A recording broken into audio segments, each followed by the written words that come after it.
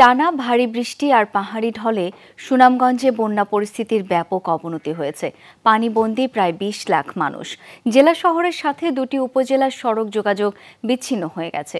দুর্গত এলাকার মানুষ ছুটছেন আশ্রয় কেন্দ্রগুলোতে, সেখানেও তিল ধারণের ঠাঁই নেই। পরিস্থিতির অবনতির কারণে টাঙ্গুয়ার হাওর সহ সব পর্যটন স্পট বন্ধ ঘোষণা করেছে প্রশাসন।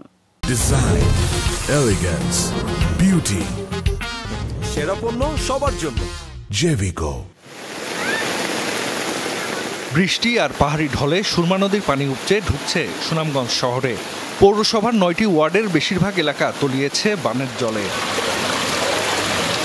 বাড়িঘরে পানি ঢোকায় ভোগান্তি পোহাতে হচ্ছে শহরের বাসিন্দাদের। সুরমা সহ অন্য নদ নদীর পানি বৃদ্ধির কারণে ছাতক, দোয়ারাবাজার, শান্তিগঞ্জ, মধ্যনগর, বিশম্ভরপুর, তাহিরপুর ও জগন্নাথপুরের বন্যা পরিস্থিতিরও অবনতি হয়েছে।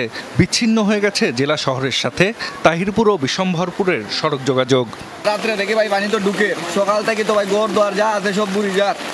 এখন ভাই আমরা এখানে টাকার তো কোনো অবস্থা হই না। সুনামগঞ্জ বহুত কষ্ট হয়েছে, আমরা গরু রুতে এসছি বারে কোনো জানলে আমরা আইছি কেন, বহুত কষ্ট আমরা গরু অত আনবানি।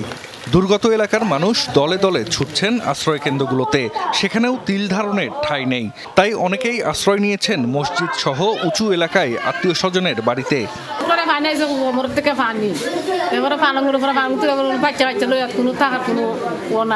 আশা ভরসা নাই। আমার বাচ্চাটাও কান্দে, স্কুলে যাও ওই তাড়াতাড়ি করে স্কুলে আইসি। আমার বউ আনতাছে লইয়া আইতাছে, ওখানে খাওয়া হইছে না, ফুলটাও খাইছে না। পরিস্থিতির অবনতি হওয়ায় তাহিরপুর উপজেলার টাঙ্গুয়ার হাওর সহ সব পর্যটন স্পট বন্ধ ঘোষণা করেছে প্রশাসন। জেলা প্রশাসক জানিয়েছেন এখন পর্যন্ত ৫১৬টি আশ্রয় কেন্দ্র খোলা হয়েছে।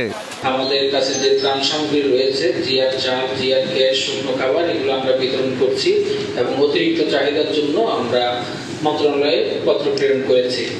এ অঞ্চলে আগামী ৩ দিন ভারী বৃষ্টির পূর্বাভাস দিয়েছে আবহাওয়া অধিদপ্তর।